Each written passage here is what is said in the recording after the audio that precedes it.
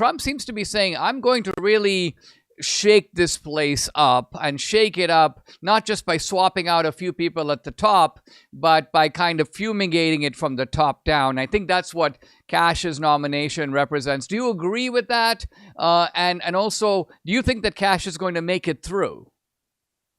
So, Dinesh, earlier when I was quoting H.L. Mencken and saying that, this is a mandate and the people, they deserve it good and hard. I mean, Kash Patel really is the pick that I think embodies that and personifies that more than anything. But the reason for that is because the FBI, more than any agency in the entire federal government, is the literal embodiment of the deep state that has been trying to thwart Donald Trump and his agenda, literally going back to before he was president the first time, going back to the 2016 campaign. I mean, it was the FBI that was ground zero for Kevin Kleinsmith fudging a FISA warrant in order to spy on Carter Page and George Papadopoulos. It was the FBI where Jim Comey famously got on his high horse in the summer of 2016 and said that, quote, no reasonable prosecutor would prosecute Hillary Clinton for her 33,000 emails on her server at home there. It was the FBI that had the Bob Mueller report, which, of course, handicapped the administration for literally almost 2.5 years, more than half of the administration the first time around. It was the FBI that was involved with the Hunter Biden laptop censorship, the Gretchen Whitmer fake kidnapping plot, January 6th, as you mentioned there. Of course, the raid on Mar-a-Lago.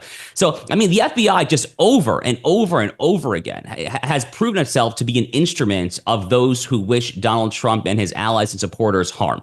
So I am not the least bit surprised that he did that which I and many others called for him to do, which is to nominate Kash Patel there. The good news is that I think that Kash Patel actually is going to make it through. So we have the Article 3 project where I'm senior counsel, Dinesh. We've actually been very active hitting the phone to action on our platform there. We've gotten a ton of our grassroots supporters there to call their senators there, say that they want Kash Patel there. And what I'm hearing from Trump world more generally is that it's looking very good. In fact, as it currently stands, and I'm not necessarily known for my counting votes in the U.S. Senate, but as it currently stands there, I don't necessarily predict that he's going to lose a single vote at this point there. So I'm actually quite confident that he's going to get his pick. The only question, I think, is whether or not Christopher Wray does the honorable thing and resigns, or whether or not Donald Trump has to fire him, which he might end up having to do that, actually.